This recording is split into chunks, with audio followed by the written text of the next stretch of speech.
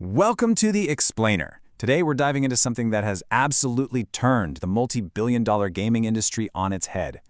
We're talking about the ultimate David versus Goliath stories of the digital age. Picture this: tiny indie teams, sometimes literally just one person with a shoestring budget and a super niche concept, going toe-to-toe with massive corporate studios. And winning. These games started with incredibly modest expectations, but each one of them completely exploded into a cultural phenomenon, selling millions of copies and leaving a massive, permanent mark on the industry. I actually really love this quote from our source material because it just perfectly nails the energy of what we're talking about today. It says, these games were the gaming equivalent of garage bands suddenly filling stadiums. I mean, just think about that for a second. Small beginnings, giant audiences, and enough raw momentum to leave the entire traditional gaming industry scrambling to figure out what on earth just happened. All right, let's get right to it. The countdown. Top 10 breakout indie hits. Okay, let's dive into this. Coming in at number 10, we've got Vampire Survivors, developed and published by Ponkel. Now, when this game first dropped, it was the absolute definition of a budget project. I mean, it completely flew under the radar for most of the mainstream gaming press. And honestly, at first glance, you'd think it was just a super simple survival game with, very basic retro-style graphics. But the secret sauce here, it's that incredibly addictive gameplay loop. As thousands, and I mean thousands of enemies swarm the screen, your character builds just become hilariously, wonderfully overpowered. You're not just surviving, you literally become this unstoppable force. That pure, unfiltered fun caused word of mouth to spread like wildfire, turning this little budget title into one of gaming's absolute biggest surprise hits. Dropping into the number 9 spot, we have Among Us by Inner Sloth. Now, when Among Us launched back in 2018, it had very little fanfare and was honestly nearly forgotten. But fast forward 2 years and, well, everything changed.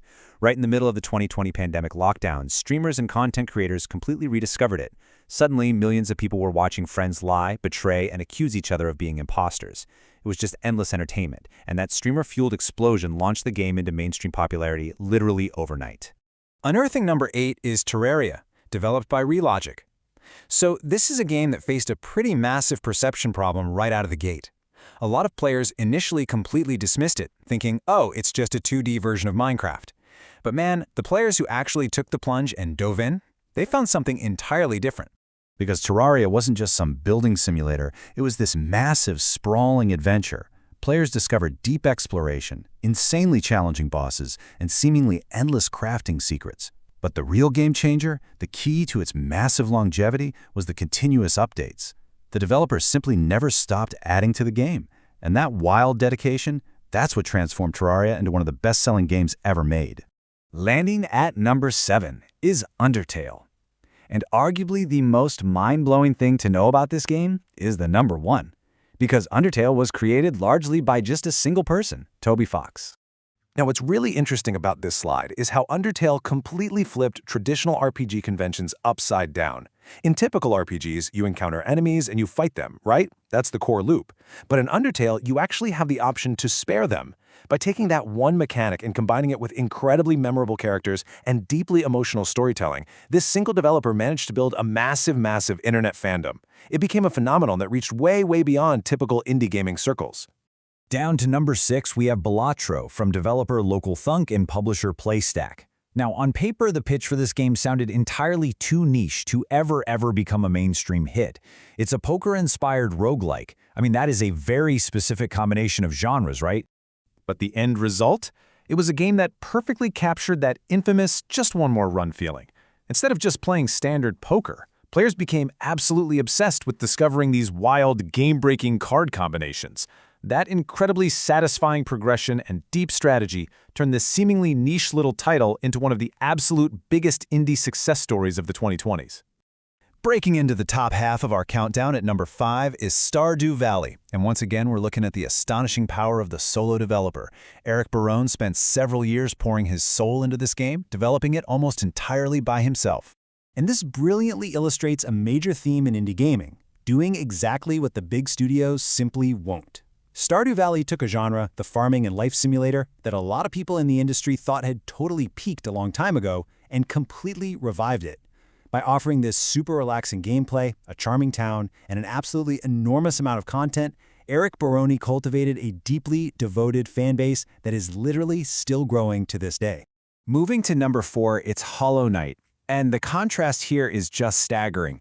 A tiny Australian studio called Team Cherry delivered what many players consider to be one of the greatest Metroidvania games ever made. Very few people expected a team this small to deliver a game with such a gorgeous world, deeply challenging combat, and incredibly rich exploration. The rave reviews and the intensely passionate community support it generated really just speak for themselves. Entering the top 3, we have a game that needs absolutely no introduction, Minecraft, originally developed by Marcus Persson. What's so fascinating about Minecraft's history is that its early versions looked incredibly primitive, especially when you stack them up against the massive, big-budget AAA releases of that era. But hey, Minecraft didn't need photorealistic graphics, right? It followed this incredible path to the top. Step 1, it offered unmatched freedom to build pretty much anything you could imagine. Step 2, that freedom entirely captured players' imaginations. Step 3, YouTube creators seized on this to make their own stories and videos, which massively amplified its popularity. And Step 4, it rode that giant wave to literally become the best-selling video game of all time, period. Let's move to and see how this builds into our number 2 spot, Phasmophobia, developed by Kinetic Games. Once again, we are looking at a game made by an extremely small team that somehow managed to completely dominate the entire gaming conversation. The absolute genius of Phasmophobia lies in its unique dynamic. It's this cooperative ghost hunting game that just perfectly balances genuine, terrifying scares with the hilarious, absolute panic that ensues when things inevitably go horribly wrong for your team. This unique mix made it highly watchable, right? Turning it into a total streaming sensation. Content creators playing with their friends fueled an enormous surge in players wanting to jump in and experience that exact same chaotic terror for themselves.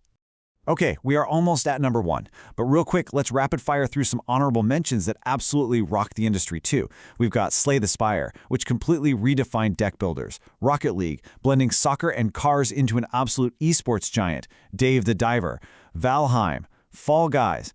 Every single one of these games started with a unique, hyper-focused vision and ended up commanding giant global audiences. And now the moment we've been waiting for, our number 1 breakout indie game. While our sources note that if we are measuring pure, historic impact, it's pretty hard to top Minecraft. But to avoid repetition and to really highlight the ultimate surprise hit that literally defined an entire modern genre, the top spot goes to PUBG Battlegrounds, developed by PUBG Studios and published by Krafton. So the crucial point is how this actually played out. When PUBG launched in early access, the whole Battle Royale concept was largely unproven in the mainstream, but its tense survival gameplay, massive maps, and highly unpredictable matches completely sparked a global craze. Even though it was backed by a larger publisher than most typical indie titles, its early success so far exceeded anyone's wildest expectations that it literally reshaped the entire gaming industry. It spawned countless competitors and left massive established studios scrambling to catch up to a trend they completely didn't see coming. Which brings us to the ultimate question we have to ask after looking at this incredible list.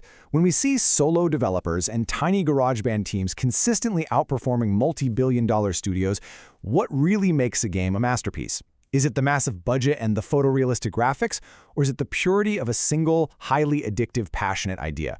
Keep that in mind the next time you browse a digital storefront, guys, because the next game to completely take over the world might just look like a basic budget project today. Thanks for joining me on this explainer, and keep exploring.